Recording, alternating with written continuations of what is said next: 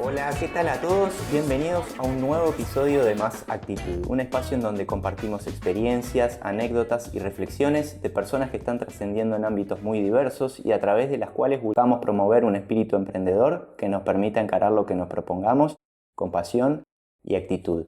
Y hoy nos vinimos hasta la casa de Agustina Pérez Gomar.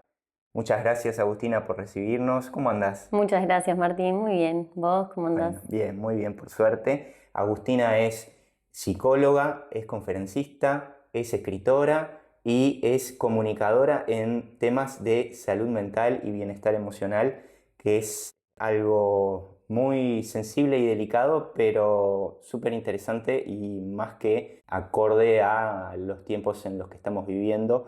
Y te has especializado en los últimos años en psicoanálisis infantil y adolescente, ¿puede ser? Sí, estudié en la Facultad de la República, acá en Uruguay, y después de unos años me fui a hacer la especialización, la maestría en psicoanálisis con niños y adolescentes en Buenos Aires. Y bueno, me especialicé en ese rubro. Allá tienen como una visión muy amplia de lo que es la psicología infantil y adolescente, en donde se trabajó o me preparé muy en esa función de poder trabajar con el sistema del niño, no solamente con el niño o no solamente con el adolescente. Claro. Y bueno, y vengo acá, volví a Uruguay, iba y venía en realidad, y cuando me dedico a trabajar en esto, en la clínica, puse todos mis conocimientos a disposición. Está bien. Decíamos que además de psicóloga, sos escritora, sos conferencista y comunicadora en radio, televisión, redes sociales,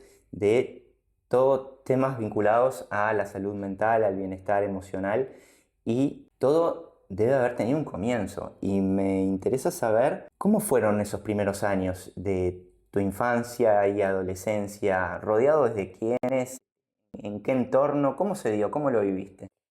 Mi infancia estuvo muy rodeada de mi familia. Yo tengo una mamá, un papá, tengo 3 hermanos con los cuales viví mi infancia. Después tengo 2 hermanas más que nacieron en mi adolescencia. Pero mi primera infancia estuve muy rodeada de familia, una familia muy grande, de muchos amigos, nos íbamos mucho al campo, entonces había también mucha libertad, mucha creatividad.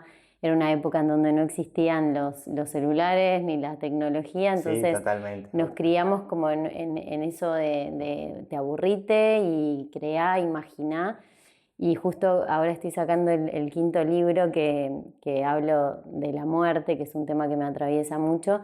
Y recuerdo cómo en los viajes al campo yo me sentaba en la ventana a mirar las estrellas y a ponerle nombres y a imaginar cosas. Y esa era mi infancia. Fui una niña muy feliz, rodeada de gente. Hacía mucho deporte, hacía como muchas actividades, pero sobre todo tenía como un mundo interno que lo compartía con mis diarios íntimos, que siempre imaginaba cosas y creaba cosas en mi cabeza, y siempre una parte muy social. Me acuerdo que en estas recorridas por el campo yo decía, como que no entendía cómo había tanta tierra y Claro. había tanta gente viviendo en la calle. Entonces me imaginaba poniendo, viste, casas gigantes en donde traer a la gente. Siempre tenía como ese espíritu solidario, y bueno, y creativo también. O sea, ya te digo, le ponía nombres a las estrellas, le encontraba formas a las nubes, eh, a la luna también. Bueno, tenía como toda esa parte. Y fue una infancia muy feliz. También estuvo atravesada por algunas dificultades que tuve. Bueno, la separación de mis padres a los 13 años. Tenía alguna dificultad en la lectoescritura, que yo en las charlas con los chicos, cuando presento los libros, siempre hablo de que mi dificultad fue lo que me llevó a encontrar una de mis grandes pasiones, que es escribir y leer. Y como sentía que tenía desventaja con el resto de mis compañeras, yo llegaba a mi casa y me ponía a leer o a escribir en mis Forzabas el diarios. doble. En realidad nunca lo viví como un esfuerzo. O sea, me empecé a enamorar de la lectura Mirá, y a enamorar de la escritura. Y digo que gracias a mi gran dificultad tuve mi gran pasión, que es escribir y leer. qué lindo eso. Sí. ¿Y siempre supiste que querías dedicarte a la psicología o hubo algo puntual que te fue llevando a eso o fue una sucesión de hechos que te hizo acercarte a esa profesión? Mira, mi mamá es psicóloga, yo Mira, creo que algo de eso debe claro, tener que sí, sí, ver. sí. Pero no, yo terminé la secundaria, me fui de viaje y cuando vuelvo no podía anotarme a la facultad porque ya había pasado el periodo de anotarme. Claro, Entonces estuve como un año sabático en donde empecé a trabajar y la verdad que no tenía ni idea qué quería hacer. O sea, me anoté en la carrera de psicología porque me anoté. De hecho, el primer año, o sea, después de un año sabático, yo hice mi primer año en la facultad, en la Universidad de la República, y no me gustó nada, no me sentía cómoda, no me gustaba. Y me acuerdo que tenía un compañero que fue un gran amigo, Dieguito Pereira, que fue el que viste, me pinchaba, dale Agus, estudiá, dale Agus, da estas materias, tenía que dar, no sé, 5 materias para pasar a segundo, y las di en febrero, las salvé, y por sí, eso pasé a segundo, porque en realidad estaba cero motivada. Y en segundo fue que yo elegí mi carrera, en mira, segundo de facultad. Ahí yo elegí ser psicóloga. mira. Sí, o sea que la elección de mi carrera algo debe tener que ver mi mamá, pero la elegí Y Diego Pereira. transcurriéndola, y Dieguito Pereira, la elegí transcurriéndola en realidad. Está bien. Yendo a lo clínico de tu actividad, imagino que debes haber escuchado una infinidad de historias y realidades diferentes. ¿Recordás cuáles fueron las mayores enseñanzas que te han dejado tus pacientes? Sí, una de las grandes enseñanzas es a no juzgar. Hay veces que uno cuando vive siempre toma partido o juzga o dice esto está mal o esto está bien.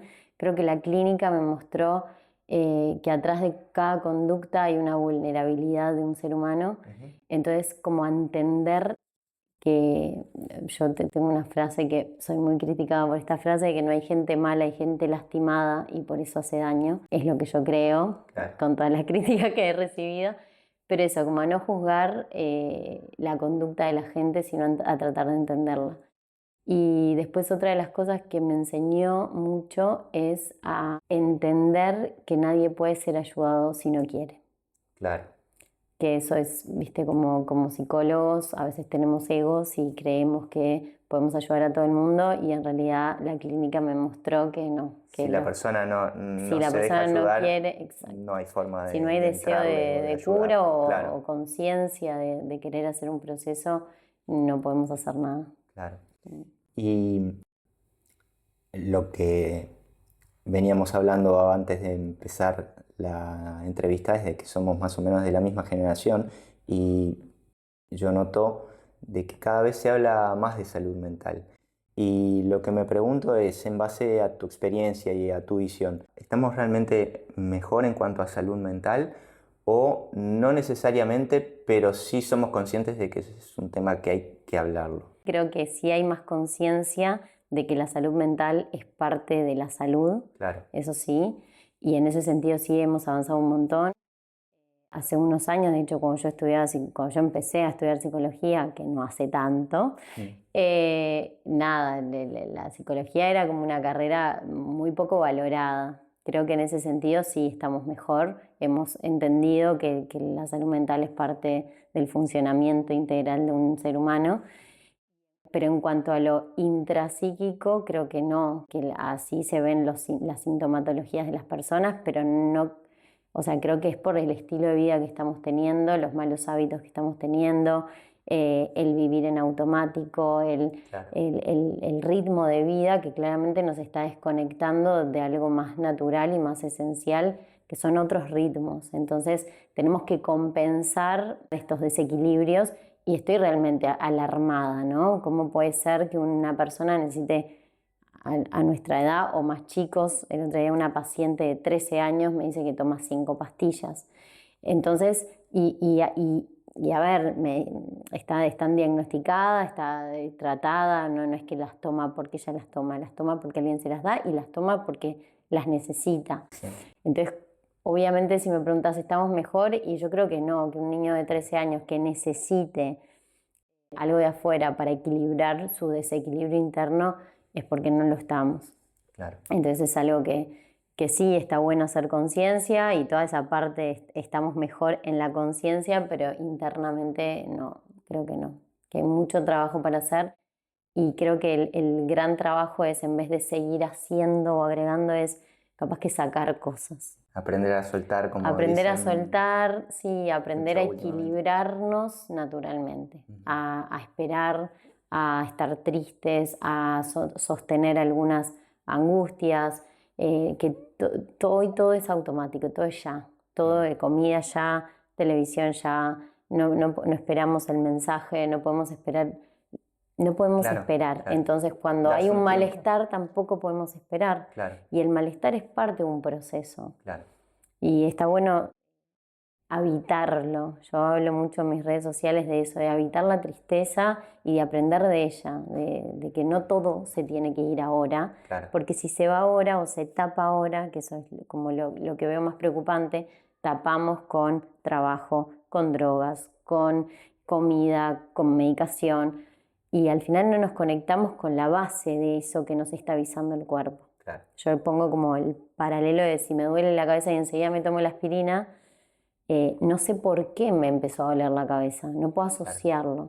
Bueno, un poco con los síntomas psíquicos pienso lo mismo. Bueno, Claro. si hay un niño que se desborda, bienvenido al desborde, porque a mí me está contando que algo le está pasando. Claro. Si yo lo tapo, me pierdo esa posibilidad de descubrir.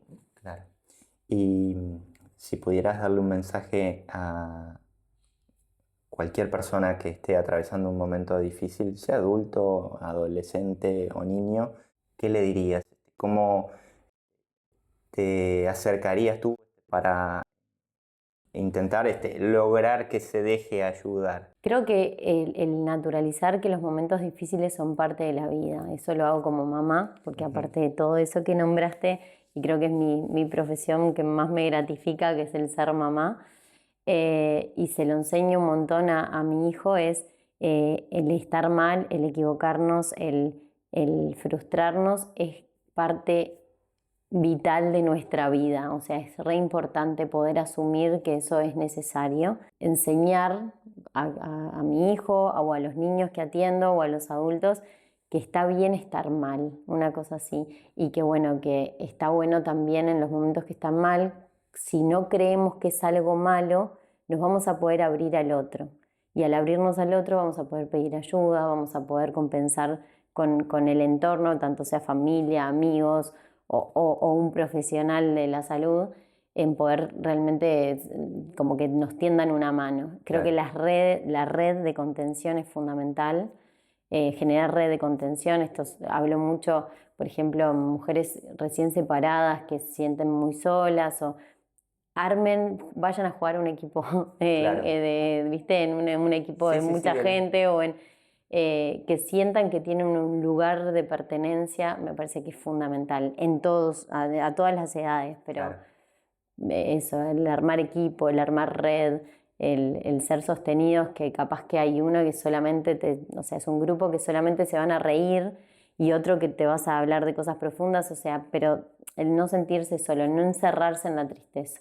Está bueno eso, está bueno eso.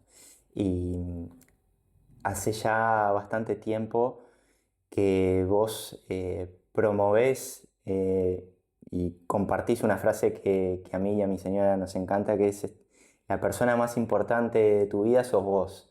Y me interesa saber cómo nació esa frase o ese concepto, digamos, y cuándo lo empezaste a aplicar para ti y a compartir con los demás.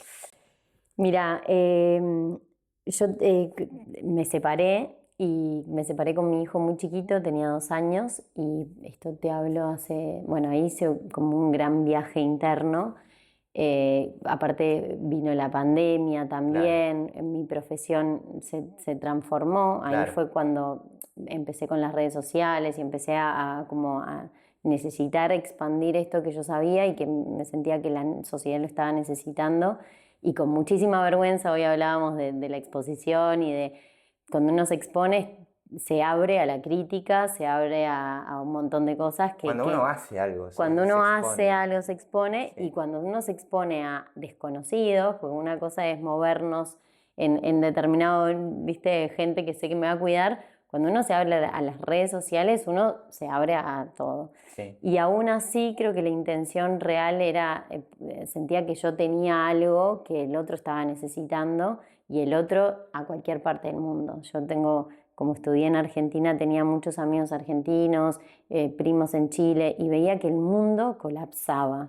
Entonces, bueno, ahí fue que abrí la red social y que no, te entreveré por todos lados, pero no pero está importa. buenísimo porque todo No, tiene que ver con todo. claro, y yo estaba en un momento de ¿viste? Mucho movimiento interno.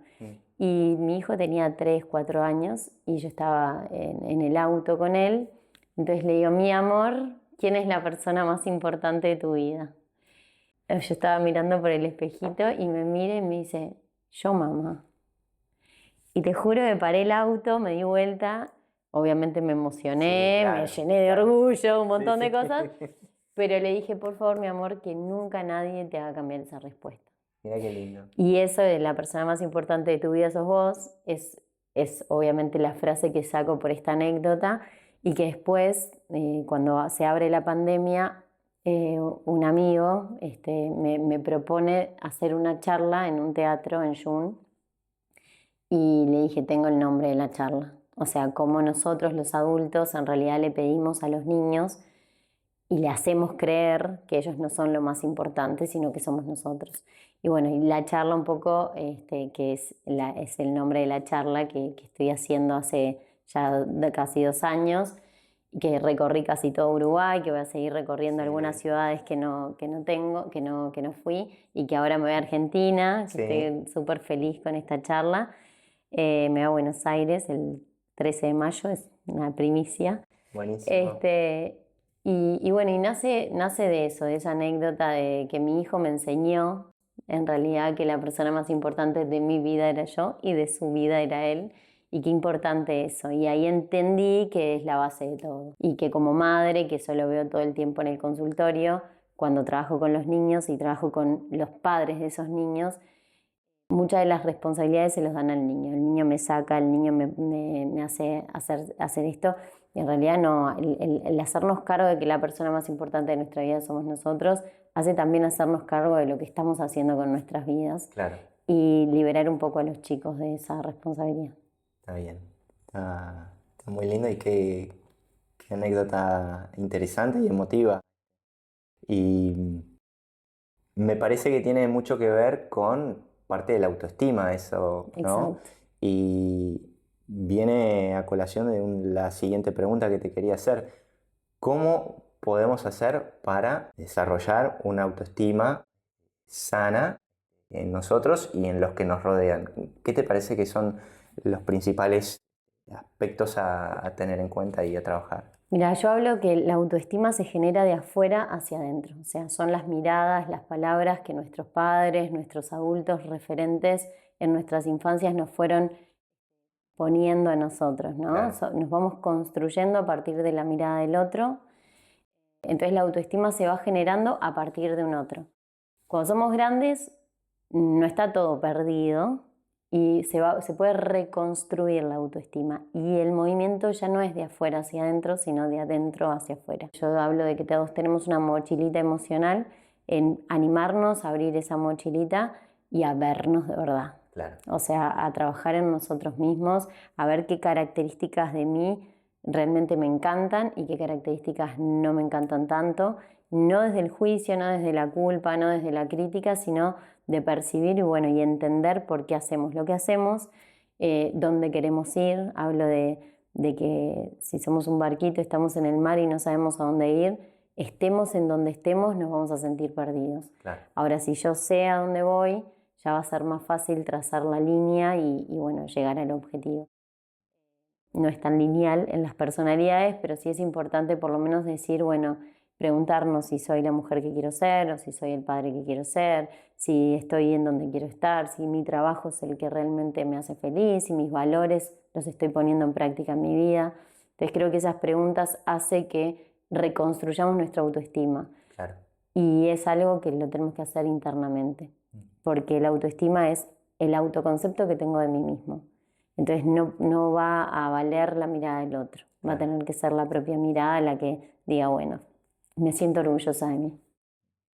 Y ahora, siguiendo con el tema de construir, de desarrollar, en cuanto a la crianza y al vínculo familiar, padre-hijo, madre-hijo, ¿cómo entendés tú que se construye una crianza y un vínculo familiar saludable? ¿En qué hay que estar atentos y qué aspectos hay que tener en cuenta y no perderlos de vista? No perderlos de vista. En realidad ese es el concepto perfecto. El poder seguir mirándolos, el no perdernos de vista la vida de nuestros hijos, que hoy es facilísimo, ¿no? Hoy es fácil perder de vista a la crianza de un hijo o el desarrollo del hijo. Estamos conectados, o sea, me veo a veces en el celular o en el trabajo o en nuestros problemas, porque podemos estar presentes, pero en Claro, nuestra con la cabeza cabeza en estar otra totalmente cosa, sí, sí. ausente. El tratar de trabajarnos en nosotros yo hablo de que si uno está lastimado, va a estar concentrado en su dolor y no va a poder ver con tanta facilidad el dolor del otro. Entonces todo eso hace que nos perdamos de vista a nuestros hijos y que ellos también se pierdan de vista aprender de nosotros. Creo que esa frase fue buenísima, es mirarlos y dejarnos ser mirados también, porque ellos se van a construir en función de lo que decimos, sí, pero sobre todo de lo que hacemos. Entonces, no hay recetas, siempre hablo de lo mismo, soy una psicóloga que no me gustan los tips, que no me gustan las recetas, creo que cada familia es un mundo en sí mismo y entonces es más difícil también hasta comunicar sin dar receta porque Claro. no hay una verdad absoluta.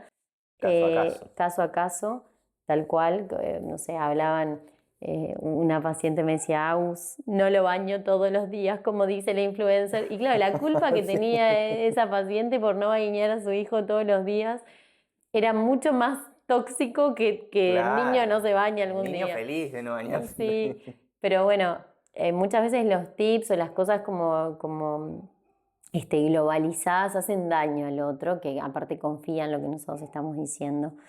Y hablábamos de que te criaste en una época donde no habían tantas pantallas, no habían tantos juegos electrónicos y hoy en día nuestros hijos, ya desde hace unos años, de otras generaciones, tienen todos esos estímulos y a veces yo me pregunto, ¿necesitan nuestros hijos más límites, más libertades?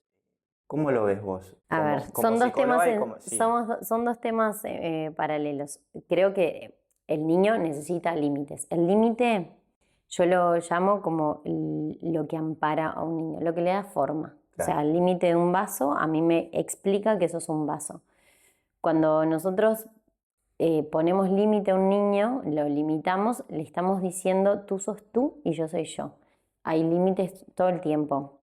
Cuando lo destetamos, cuando lo parimos, cuando lo dejamos ir al súper solo, o sea, todos esos son límites también.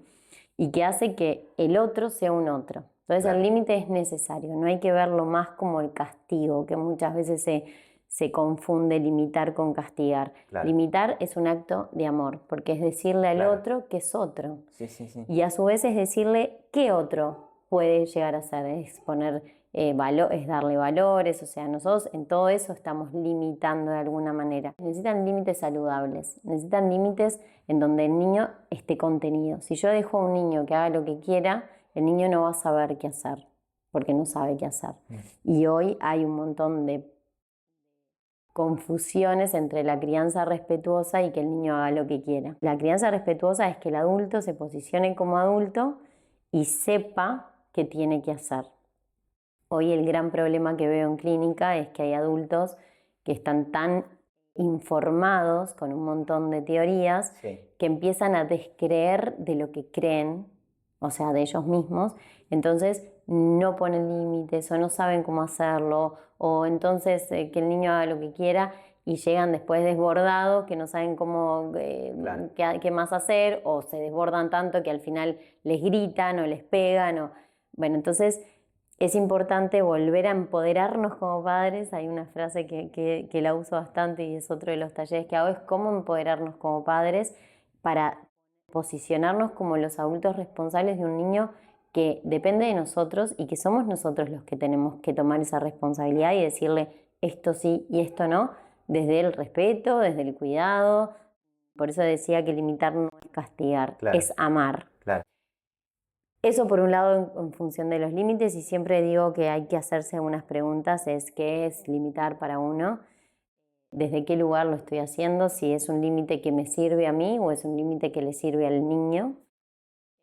Y después que hay cosas que son innegociables, o sea, si estás cuidando a un niño y crees que es lo mejor para él, decir que no, y no se negocia. Sí. Y eso lo acoplo a la tecnología. Es un tema, la tecnología hoy, porque justo el otro día tuve una charla con madres de compañeritos de Feli. Y bueno, esto de darle celular, no darle celular, como todas estamos de acuerdo que el celular hace mal, nos hace daño a nosotros los adultos, Sí. que ya tenemos un psiquismo armado, que no nacimos con celular y que aún así estamos adictos, porque muchos somos adictos y me incluyo, y que tengo que hacer conciencia y trabajarlo porque realmente es algo que hasta me incomoda si salgo de mi casa sin el celular. Imagínate en la cabecita de un niño que está en proceso de desarrollo. Y bueno, y sí, es algo que tenemos que hacer conciencia. Justo ahora terminé de hacer un artículo para una revista que hablo de eso, de pongamos de moda otra cosa. O sea, como adultos tenemos que ser responsables de que ya hay estudios, de que hace mal, de que sí hubo una generación entera por desconocimiento, porque nos invadió la tecnología y porque no sabíamos si era lo que había que hacer. Hoy sabemos que no es lo que hay que hacer. Entonces, como adultos tenemos que poner de moda otra cosa, tenemos que juntarnos más que nunca y decir no y no. Es difícil porque todavía no estamos en transición de conciencia, entonces hay algunos que sí, otros que no. La gran mayoría todavía no se generó la conciencia suficiente de decir el daño que está haciendo. Pero bueno, creo que como todo estamos en proceso. Internamente, familiarmente, mi hijo se crió en su primera infancia sin televisión y sin tecnología, pero llega un momento que obviamente juega a la Play, porque si no se queda por fuera de... Y ese quedarse por fuera, que es el miedo de todos los padres, de que sus hijos queden por fuera de alguna actividad o de algún grupo, es lo que tenemos que animarnos así, o sea, a dejarlos por fuera, Claro. por un bien mayor. O a poner de moda otra cosa, que es Claro. lo que Sería lo aspiro ideal, yo, capaz. claro. Sí, sí, sí. Realmente un niño obviamente que va a tender a querer conectarse. Ahora, nosotros como adultos tenemos que poner el cuerpo, porque sacar la tecnología es que nosotros tengamos más presencia como adultos. Es jugar, es proponerles otras cosas, es enseñarles a aburrirse, es aguantar la frustración, es sostener el berrinche y un montón de cosas que las tenemos que hacer nosotros. Muchas veces quedan los niños a cuidados de las pantallas y eso es un peligro porque hay un no humano, o sea, que no los registra y una información constante que no respeta los tiempos de procesamiento de la información. Entonces son estímulos de alta duración, visuales, auditivos, que los dejan locos, o sea, los dejan aturdidos. Sí. Le apagás eso y ¡ah! Bueno, eso es lo que genera internamente. Eso, lo mismo que una droga. Es como, hay que verlo así. Estamos dándole droga a nuestros hijos. Sí. Al principio de la charla hablaste de que tus dificultades, digamos, por decirlo así, en la lectoescritura te acercaron a la escritura. Y también comentaste que escribís artículos para publicaciones impresas. ¿Cómo nace ese amor o esa pasión por la escritura, por las charlas, los talleres que das, es decir, todo lo que está por fuera de lo clínico, que es un montón de actividades? ¿Se dio por alguna persona que te lo propuso? ¿Porque vos te animaste? ¿Cómo fue la Mira, historia de eso? mientras me hacías la pregunta, como que iba para atrás, increíblemente, así como te conté que la escritura la conecté por una dificultad, el exponerme también lo empecé a hacer porque era muy tímida yo de chica. Mirá. Así como me ve que, bueno, yo de chica era muy tímida y, y cuando me recibí, bueno, en mi facultad, que era una facultad que para mí era enorme, yo venía de un Claro. colegio privado y me fui a la pública, entonces como que me sentía medio sapo de otro pozo, que me hizo muy bien en ese sentido porque conoces un montón de realidades y cosas diferentes que yo vivía medio en una burbuja.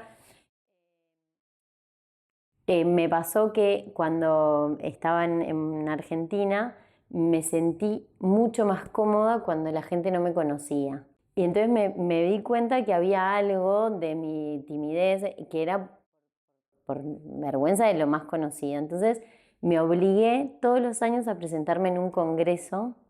Entonces empecé a presentar trabajos en congresos en Argentina. Y ahí empecé como a agarrarle como el gustito de las presentaciones y de las exposiciones. Y en los congresos yo me sentía que estaba armando trabajos buenísimos de experiencias que tenía, pero que eran de psicólogos para psicólogos. Y que en realidad había, después en pandemia, con las redes sociales, con la exposición, me empecé como a entrar en confianza de lo que yo decía generaba algo positivo en el otro. Y en el otro que no era un psicólogo, en el otro que era un papá que estaba desesperado, o una mamá, o Sí. una persona. Y ahí fue como que uní todas estas cosas y dije, bueno, tengo que realmente hacer algo o salir del consultorio. El 1 a 1 me encanta, o sea, estoy enamoradísima de mi trabajo clínico, disfruto mucho, me divierto, mis pacientes son testigos de que uso mucho el humor también. Pero bueno, el entender que podía multiplicar esto y que de repente para mí era una bobada lo que estaba diciendo y para otro era realmente significativo. Hay algo que soy convencida de que una palabra justa en el momento justo puede cambiar el transcurso de la vida de alguien. Totalmente, Entonces sí. sentí como la responsabilidad en esto de ver en este mundo, ¿no? ¿Qué podía yo hacer en este mundo para dejarle a mi hijo una sociedad un poquito. poquitito mejor? No sé si cambio algo, pero lo intento. Y dije todo lo que sea necesario. Y ahí fue que como que uní varias cosas. Los libros también son parte de esto de generar un mensaje Porque tenés una positivo. colección además, ¿no? Sí, Ya son 4 ya son libros. 4 y mañana me entregan el quinto Mirá. libro, sí. Y es una colección que en realidad la armé para sacar al niño del lugar de patológico. O sea, así como me pasó a mí, en donde mi dificultad fue mi gran motor, mis dificultades, ahora acabé de reconocer otra. Y creo que la mirada adulta influye sobre la autoestima y sobre la personalidad de los niños. Y hay muchos niños que recibía en consultorio que ya tenían un diagnóstico cerrado en pleno desarrollo psíquico, muchos hiperactivos, muchos trastornos de déficit atencional, muchos disléxicos. Entonces ya venían con esa etiqueta. Bueno, mi hijo, tenía la consulta con los padres, mi hijo es disléxico, mi hijo es autista, mi hijo es... Y yo le preguntaba, no, ¿cómo es tu hijo? O sea, ¿qué más hay? Y muchas veces el diagnóstico hace que el niño ya empiece a moverse en función de su diagnóstico. Y bueno, y la colección apunta a sacar al niño de ese lugar, a mostrar que todos tenemos dificultades en algunas áreas y potencialidades en otras, que está en nosotros los adultos en reforzar las potencialidades y no en reforzar las dificultades. Entonces la colección se llama Ser Niño, que apunta a eso, generar conciencia del momento hermoso que es la infancia y no lo patologicemos y no lo tratemos de normalizar en un solo cuadradito. Está bien. Y yendo a Agustina, la persona, dejando de lado lo profesional, ¿cuáles son las cosas que disfrutás fuera de tu profesión, que ya dijiste que estás enamorada de ella?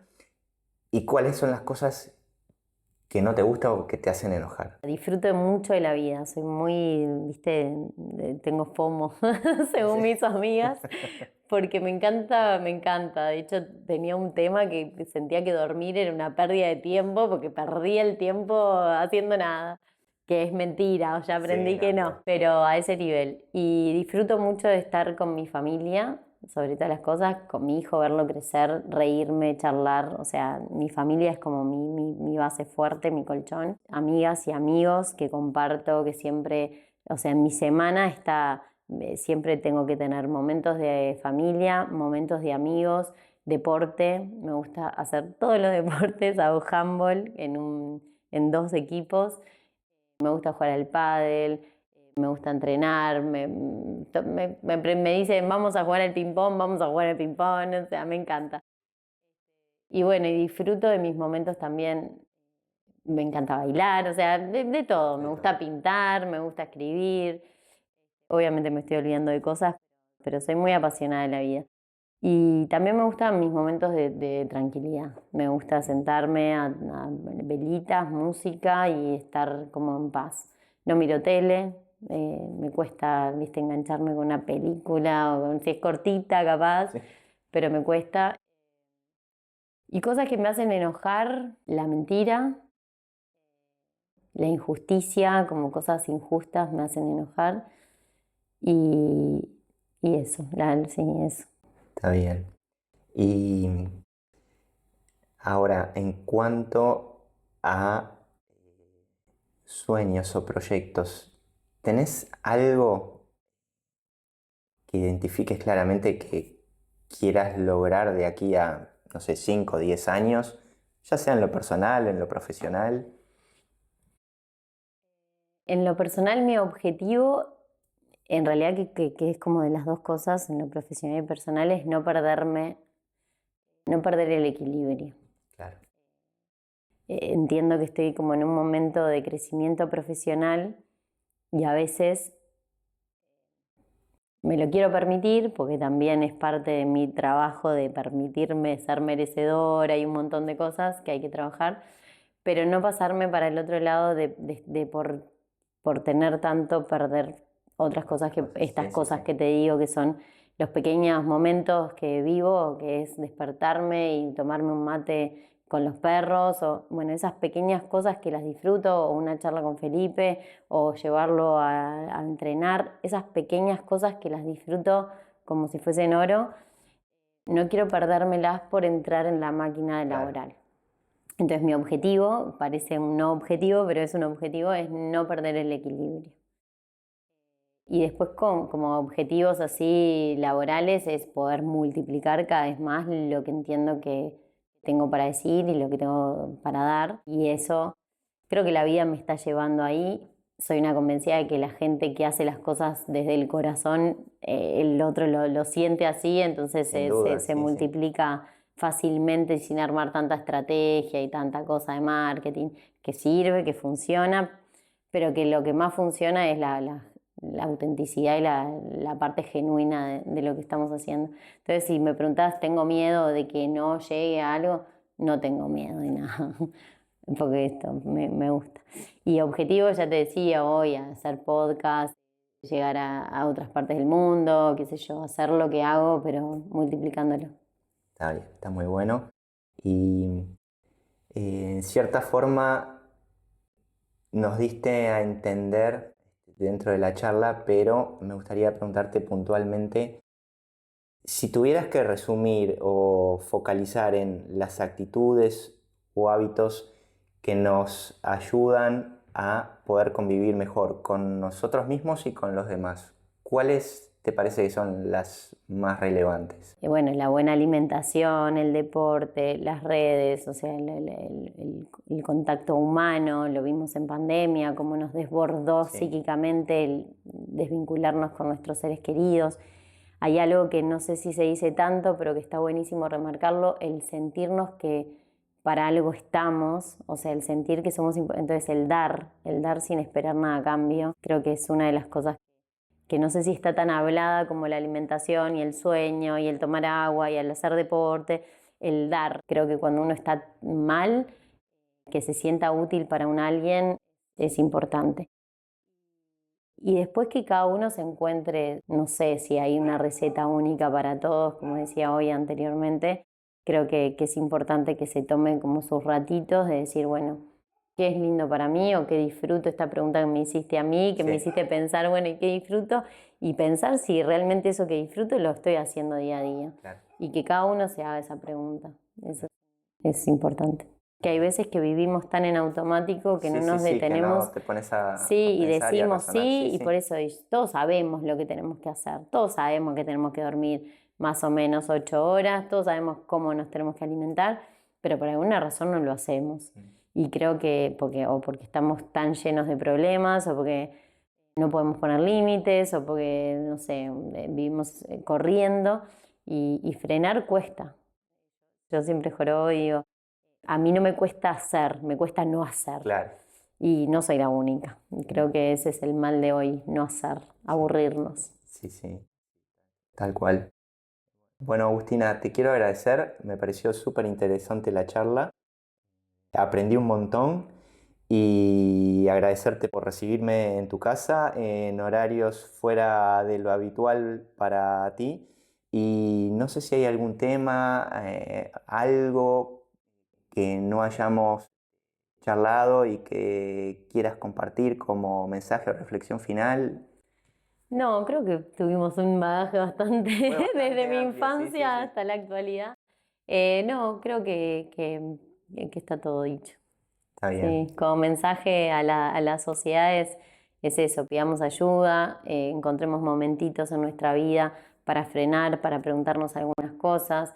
Es importante que estemos bien, porque es importante, sobre todo los que somos padres y los que no lo somos también, porque siempre hay un niño en la vuelta, entender la responsabilidad que tenemos como adultos de esta sociedad, y que las sociedades violentas y la agresividad que hay. Y yo siempre hablo de que hoy el problema está en que ya no es que uno se mata a otro, es que ya nos empezamos a matar a nosotros mismos.